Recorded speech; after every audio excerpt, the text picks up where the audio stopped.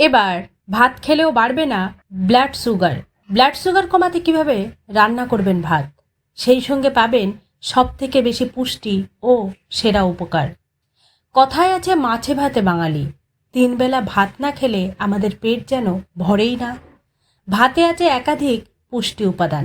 এতে থাকা manganese, iron ও vitamin B স্নায়ুতন্ত্র ভালো রাখতে সাহায্য করে, সেই সঙ্গে ভালো থাকে হাড়ও। ভাতে ফাইবার থাকায় কোষ্ঠকাঠিন্যের সমস্যা দূর হয়। এটি পরিপাকতন্ত্র সুস্থ রাখে। এটি কিডনি ভালো রাখতেও সাহায্য করে। এটি শরীরে রোগ প্রতিরোধ ক্ষমতা বাড়িয়ে তুলতেও খুব উপকারী। এছাড়াও এতে থাকা কার্বোহাইড্রেট শরীরে শক্তি যোগায়। বলা হয় মস্তিষ্ক ভালোভাবে কাজ করার ক্ষেত্রেও ভাত খুবই উপকারী। হার্ট ভালো রাখতেও ভাতের গুরুত্ব অপরিসীম। হার্ট অ্যাটাকের ঝুঁকি অনেকটা কমায় ভাত। এত কিছু সত্ত্বেও ভাতে রয়েছে কিছু ক্ষতিকর দিকও। অতিরিক্ত ভাত খেলে রক্তে সুগার লেভেল দ্রুত বেড়ে যায়। বিশেষজ্ঞরা বলছেন 150 গ্রাম ভাতে প্রায় 200 ক্যালোরি থাকে। পেটে চর্বি জমার অন্যতম কারণ হিসাবেও দায়ী করা হচ্ছে এই ভাতকে।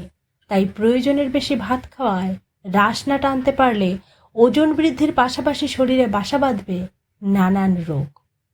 তাই ভাত রান্নার আগে চাল ভালো করে ধুয়ে ভিজিয়ে রাখতে হবে। এই রীতি দীর্ঘদিনের।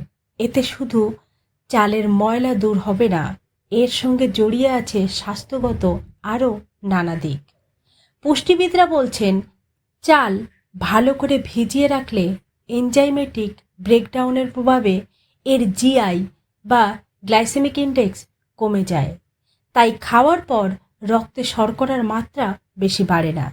সেই সঙ্গে চাল ভিজিয়ে রাখলে ভিটামিন ও মিনারেলসের দিক থেকে সার্বিকভাবে এর পুষ্টিগুণ বেড়ে যায় অনেকটাই। কতক্ষণ ভেজাবেন চাল রান্নার আগে? 4 ঘন্টা পর্যন্ত চাল ভিজিয়ে রাখা যাবে।